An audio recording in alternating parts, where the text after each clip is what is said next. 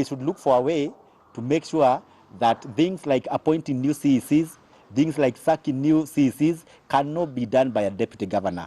So we need to have a governor who will be executing all the functions of a governor, and the very best way is for Waititu to just resign from his position, or we impeach him in 30 days coming. Yes.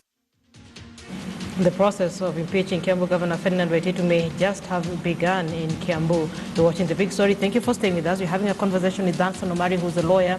We're also speaking to Alex Manyasi, who's a governance expert. We're looking at what next for Kiambu Governor Ferdinand Waititu. And we are looking at what the ruling today now portends for him. And this is why I was referring to the ruling by Justice Mumbi Ngugi, who ruled that governors charged on economic crimes should vacate their office. But there's also something else she said.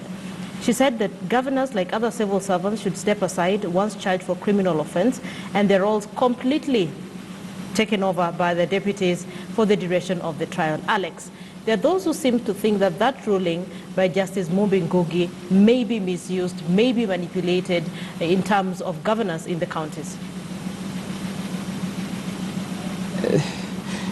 The ruling will not be misused by anyone.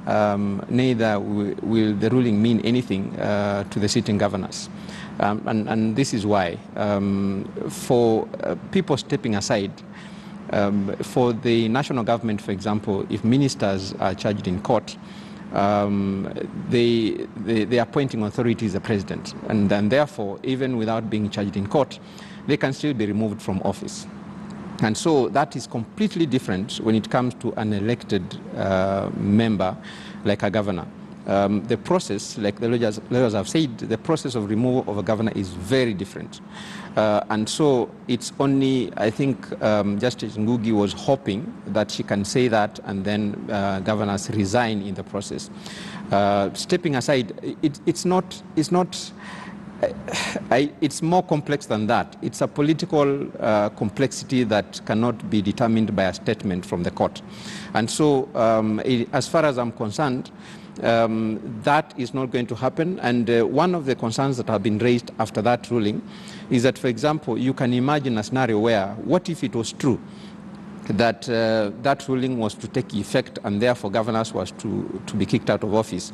It will have taken anyone to instigate anything against a sitting governor and you kick them out of office. So the safeguards within the Constitution were supposed to make sure that that office remains that office for as long as the governor is in office before, either by not resigning or as long as they're not dead or through the process that have been provided for of impeachment.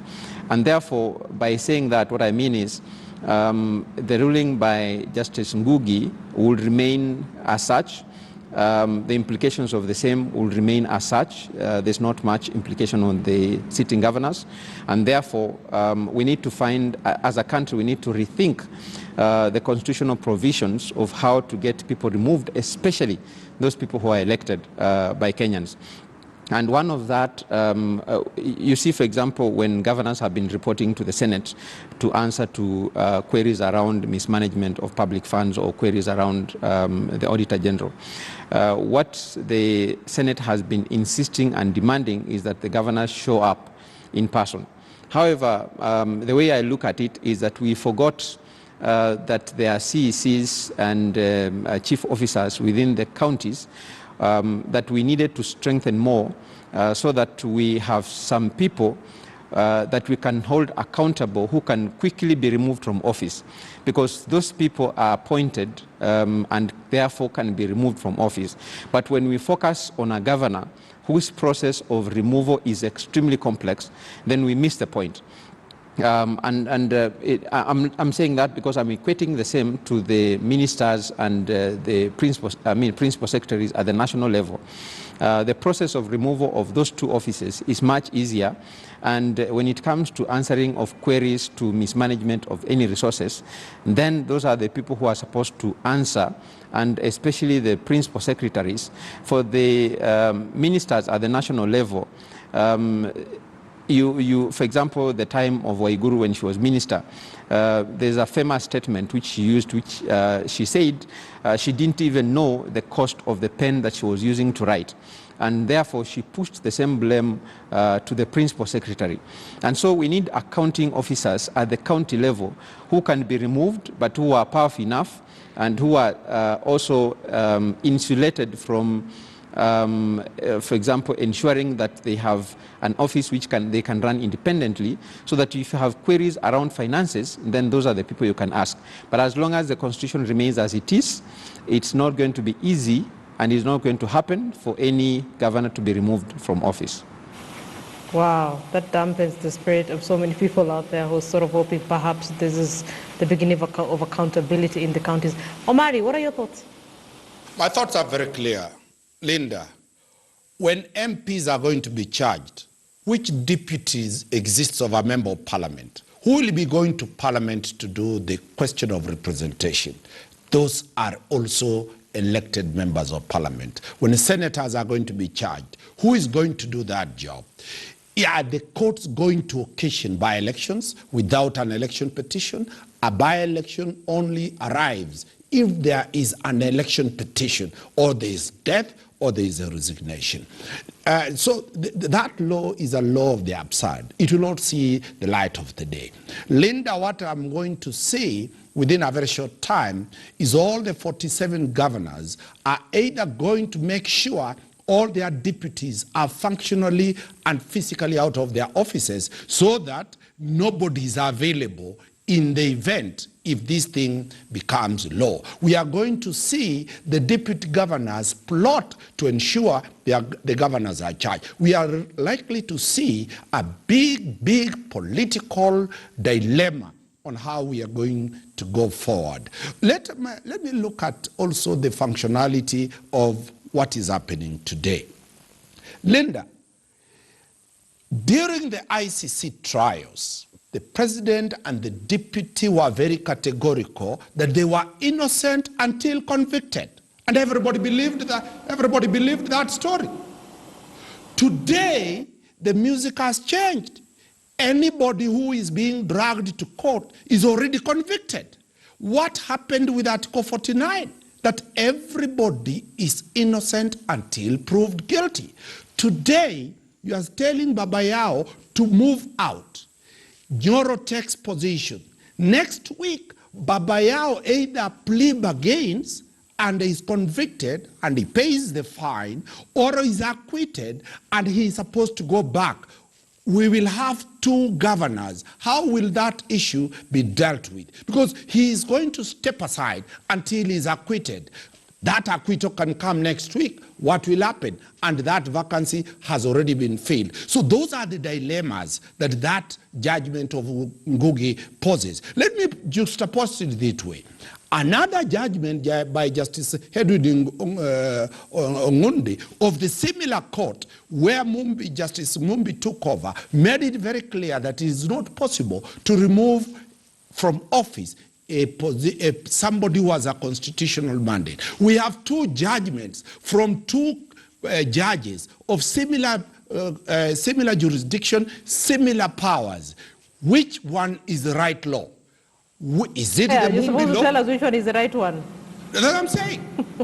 Unless this matter now moves to the Court of Appeal to settle the matter, today the judges, I'm sure Baba Yao is going to file a revision. A judge will hear this matter, will be faced with two authorities. The lawyers, the DPP will be using Ngugi's ruling. The others, the defense will be using Justice Ongundi's ruling. How dilemma are we? A judiciary that is not coordinated, a judiciary that churns out judgments that are not cohesive. Now we are in this dilemma. Linda, it is a serious constitutional question. Yeah, which we hope will be resolved soon. But before I let you go, Omari, there's the question of the county of Nairobi. And what would have happened if this was indeed in the county of Nairobi? So you have a governor without a deputy governor. The speaker is neither here nor there. So what happens to a county like Nairobi then? That is why those ones who believe in God say that let God prevail. Because in Nairobi, if this thing happened today, it is not even clear who is the sitting speaker, who is supposed to take over for 90 days before that vacuum is filled. So you can see the direction we are moving on. The first and fundamental responsibility of the judiciary is to ensure that stability of the governance structures of our state is intact. The judgment of Justice Ngugi did not foresee what has happened today.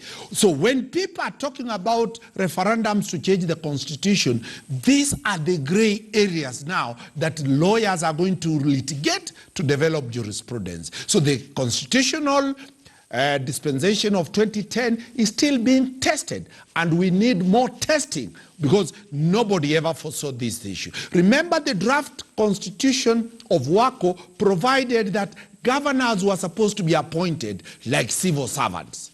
Therefore, those ones can be removed at will.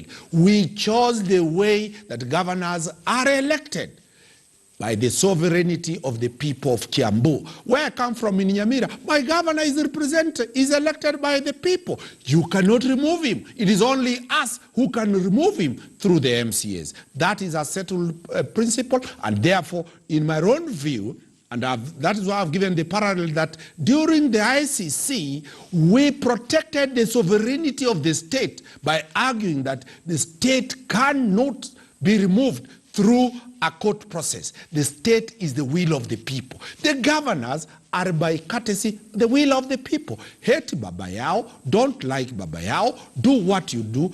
That is the wish of the people of Kiambu. They will live with their choices until they start the impeachment process. Alex Manyasi, you get the final word in this conversation. The way forward in terms of the fight against corruption and the interpretations and misinterpretations, because then this translates into something else. Initially, it was a war against corruption. There's now the legal aspect of it. There's a political aspect of it. Okay. Yeah, thank you, Linda. It's a bad place to be as a country. It's unfortunate that Justice Ngugi made that ruling. It's unfortunate because she cannot rewrite the constitution. She cannot remove a governor from office unless as provided for by the constitution. And therefore, as it stands today, we need to deal with our consequences as a country of the constitution that we chose. That is the way it's going to be as long as the constitution remains as it is. In terms of us thinking about, even if you listen to even the people who are saying the Punguza Mzigo people, for example, they're saying that they want a governor who has no deputy. So creating even more confusion in future if something was to happen to a governor, for example, like this. So if the likes of Judge Ngugi were to be in office when we have a governor who has no deputy, so what happens? When you have people who are elected by the people, that responsibility and that mandate still remains with the people. As long as you did not appoint them, you cannot remove them from office. That is a fact. That is where we're going to stand. That is not changing. Okay. That is where you're going to stand. But Bayao, Ferdinand Waititu, Kiambu governor, still remains the governor. The deputy governor remains the deputy governor. And perhaps that ruling by Justice Ngugi needs to be reevaluated. As Dansan Omari says, they may seek interpretation from a higher court just to get a clear line of this. But thank you, gentlemen, for your time. Thank you for speaking to us on The Big Story. Dansan Omari, who's a lawyer, he was joining us from our City Center studio.